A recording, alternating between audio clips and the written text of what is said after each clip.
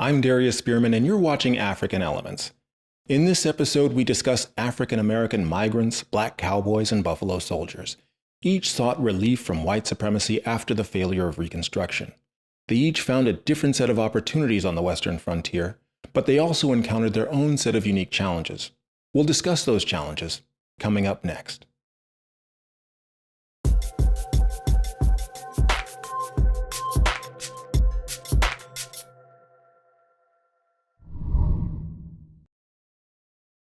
Thank you for watching African Elements. If you're new to this channel, we create Black history and Africana studies content for the classroom and give it to the masses. We believe education should be free and accessible. Once again, I'd like to give a huge thanks to our wonderful Patreon community who has chosen to contribute their hard-earned dollars to keep this material free for everyone. If you'd like to join them, membership and access to ad-free videos starts at as little as $1 a month. You can find the link in the description below. Or, if you like this content, smash that button, subscribe, and consider dropping a comment below. Speaking of content, let's jump in. In this video, we discuss Exodusters, black cowboys, and buffalo soldiers. After the Civil War, many African Americans hoped that the United States would reward their service during the conflict with emancipation and meaningful citizenship. However, by the end of Reconstruction in 1877, Southern legislatures denied voting rights to freedmen throughout the former Confederacy. In addition, they faced discrimination in work and public life. In the post-Civil War era, Southern whites sought to return to the racial status quo of the antebellum South in a process referred to as Southern Redemption. The 15th Amendment granted voting rights to black Americans. However, by the end of Reconstruction, poll taxes, literacy tests, and the Grandfather Clause systematically denied blacks the vote in the former Confederate states. Despite the 14th Amendment and its promise of citizenship and equal protection under the law, a series of laws known as Black Codes subjected African Americans to arrest, imprisonment, and convict labor for the most trivial of offenses. By the turn of the century, a rigid system of racial segregation that came to be known as Jim Crow relegated blacks to separate and unequal schools and public accommodations. If that wasn't enough, white Southerners employed outright violence and terror to return black people to a state of quasi-slavery. In perhaps the most egregious example, on October 24, 1898, a mob of Southern whites attacked the black community of Wilmington, North Carolina, killing at least 30 people and injuring many others. The riot resulted in the deaths of 22 black people, with hundreds more forced to flee the city. During the incident, white supremacists violently overthrew black and white elected officials. Historians believe the Wilmington Massacre was the only violent coup of a local government in the history of the United States. Reverend Charles S. Morris provided a rare eyewitness account of the incident. 9 Negroes massacred outright, a score wounded and hunted like partridges on the mountain. One man, brave enough to fight against such odds, would be hailed as a hero anywhere else, was given the privilege of running the gauntlet up a broad street where he sank ankle deep in the sand, while crowds of men lined the sidewalks and riddled him with a pint of bullets as he ran bleeding past their doors. Another Negro shot 20 times in the back as he scrambled empty-handed over a fence. Thousands of women and children fleeing in terror from their humble homes into the darkness of the night. What caused all this bitterness, strife, arson, murder, revolution, and anarchy at Wilmington? We hear the answer on all sides: Negro domination. I deny the charge.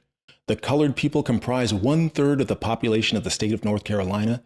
In the legislature, there are 120 representatives, 7 of whom are colored. There are 50 senators, 2 of whom are colored. 9 in all out of 170. Can 9 Negroes dominate 160 white men? In the face of such violence, many Southern blacks sought opportunities out west. The 1862 Homestead Act provided a 160-acre plot of western federal land to those who would settle and farm on it for at least 5 years. However, not all of those lands were open to black settlers. Of the states that allowed black homesteading, Kansas was the closest to the old Confederacy. Black migrants who came to be known as Exodusters seized upon this opportunity to escape the white supremacist regime of the post-Reconstruction South. Benjamin Pap Singleton, a former slave born in Nashville, Tennessee, became a leader of the Exoduster movement. In later years, he became known as the father of the Exodus.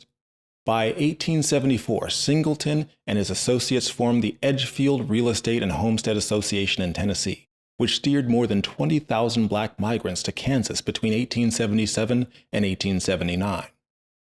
In 1878, Benjamin Singleton himself led a party of 200 settlers to Kansas. During the 1870s and early 1880s, 25,000 black migrants sought refuge in Kansas with the hopes of establishing a plot of land on their own black towns free from the tyranny of the Jim Crow South. Nicodemus, Kansas was the best known of these black communities. However, despite the free land, black migration across the Mississippi was no small task, and life on the frontier was hard living. The first settlers had little farm equipment and faced drought, prairie fires, crop failures, and grasshopper swarms. Williana Hickman was one of the first settlers to reach Nicodemus on the western plains of Kansas. She traveled with 140 other colonists on a trip that began March 3, 1878, and left the following account of her journey. We left for Nicodemus, traveling overland with horses and wagon. We were 2 days on the way with no road to direct us save the deer trails and buffalo wallows. We traveled by compass. At night, the men built bonfires and sat around them, firing guns to keep the wild animals from coming near. When we got in sight of Nicodemus, the men shouted, "There is Nicodemus." Being very sick, I hailed this news with gladness. I looked with all the eyes I had. "Where is Nicodemus? I don't see it." My husband pointed out various smokes coming out of the ground and said, "That is Nicodemus." The families lived in dugouts. The scenery to me was not at all inviting, and I began to cry. By the mid-1880s, Nicodemus was a thriving community with many farms and businesses, complete with its own newspaper and schoolhouse, along with Baptist, Free Methodist, and African Methodist Episcopal churches. However, its success was short-lived because the region's climate did not prove reliable for long-term community sustainability. Nicodemus was doomed when the Missouri Pacific, the Santa Fe, and the Union Pacific Railroads bypassed the town. The town fell into steady decline by the end of the 1880s. Ultimately, Nicodemus could not survive without some connection to the larger Western infrastructure. Despite the hardships, the opportunity for self-determination on the frontier during the post-Reconstruction period appealed to many African American migrants when stacked against the ordeal of mob violence in the Jim Crow South. According to historian Quintard Taylor, when a reporter for the St. Louis Globe asked a woman if she would return to the South, she replied, "What? Go back? I'd sooner starve here." Work in the cattle industry of the Southwest was one alternative to sharecropping or the prison chain gang. As a result, at least 5,000 blacks were known to have worked as cowboys in the West. They comprised about 2% of the total stock raisers, herders, and drovers in 1890. However, the work was difficult. In his book, In Search of the Racial Frontier, historian Quintard Taylor uncovered the narrative of Daniel Webster Wallace, who described his experience on the cattle drive, where everyone slept on the ground in all kinds of weather with blankets for a bed, a saddle for a pillow, and a gun under his head. He recalled standing guard on stormy nights when you couldn't see what you were guarding until a flash of lightning, or where a rattlesnake might be rolled up in your bedding, or where cowboys were awakened by the howl of the wolf or the holler of the panther. Demanding as the life of a cowboy was, it took place in a relatively free, albeit sometimes lawless terrain. However, it was often the case that the absence of law was preferable to Jim Crow law. In fact, at the end of the cattle drive from the Texas Panhandle to Dodge City, Kansas, black and white drovers shared hotel rooms and gambling saloons. One hotel clerk illustrated the relative freedom that accompanied frontier law when he told a black cowboy that no rooms were available. The drover drew what the frightened clerk described as the longest-barreled six-shooter he had ever seen and waved it in his face, saying, "You're a liar." The clerk quickly rechecked his roster and found a suitable room. Whereas Benjamin Singleton and the communities of African American migrants sought self-determination through mass migration, others headed to the western frontier for entirely different reasons. The Buffalo Soldiers were the African American servicemen who enlisted in the United States Army during the latter half of the 19th century. The Army Reorganization Act of 1869 reassigned black soldiers who served during the Civil War to 4 all-black regiments, the 9th and 10th Cavalry and the 24th and 25th Infantry. The 2 black infantry regiments comprised 10% of the Army's infantry, while the 9th and 10th Cavalry represented 20% of the cavalry regiments. The United States Army pitted the Buffalo Soldiers against the various indigenous groups who waged a war of resistance against the encroaching white settlers. They were sent into the heart of the Indian Wars that continued through the turn of the 20th century. Stationed in desolate posts, issued shoddy equipment, worn-out horses, and rations of black coffee and bad meat. With a regular pay of $13 a month, however, even these conditions were an attractive alternative to the life of perpetual debt that Southern black sharecroppers experienced. They represent one instance in which black and Native American history became paradoxically entangled. Success and opportunity for African Americans came at the expense of the indigenous people and encroachment on native lands. As historian Gerald Horne notes, African Americans everywhere should look upon this time in their history with extreme caution.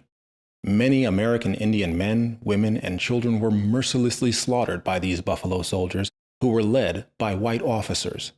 This is not one of the prouder moments for African Americans. However, it's important to view their actions in context. The Buffalo Soldiers consisted of freed slaves, former sharecroppers, and political refugees with limited options.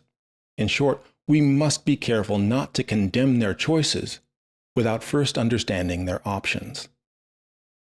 According to historian Thomas Phillips, black soldiers participated in 141 of 2,704 engagements with indigenous tribes during this era. Buffalo Soldiers served at a time when notions of manifest destiny drove the United States expansion westward. Manifest destiny was the belief that the United States had an inherent right to expand westward across North America, and that this expansion was ordained by God.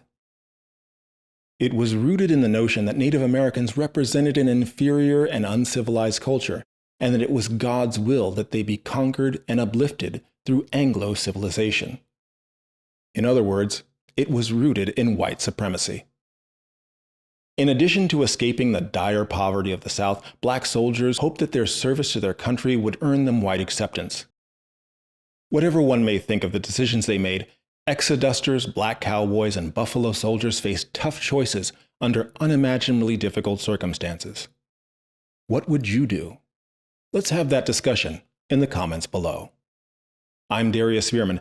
Thank you for watching, and until next time, I'll see you in the comments.